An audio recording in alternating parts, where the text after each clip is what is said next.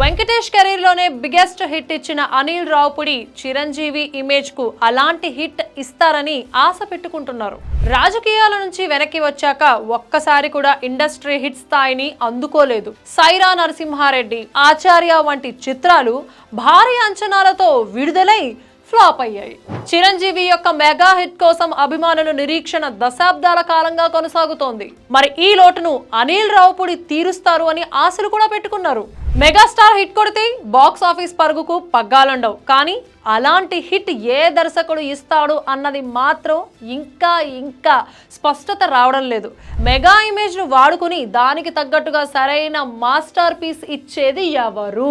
సంక్రాంతికి వస్తున్నాం సినిమా సంక్రాంతికి వచ్చింది కాబట్టి మంచి కలెక్షన్లు రాబట్టింది. మరో సీజన్ లో వచ్చుంటే గనక ఖచ్చితంగా ఫ్లాప్ అయ్యేది. ఓటీటీలో చూస్తున్న వాళ్ళు ఇదేం సినిమా రా నాయనా అంటున్నారు. అనిల్ రావుపుడి తీసే క్రింజ్ కామెడీలు వెంకటేష్ కి వర్కౌట్ అవుతాయేమో కానీ మెగాస్టార్ కు కావు అని ఎక్కువ మంది అభిప్రాయం.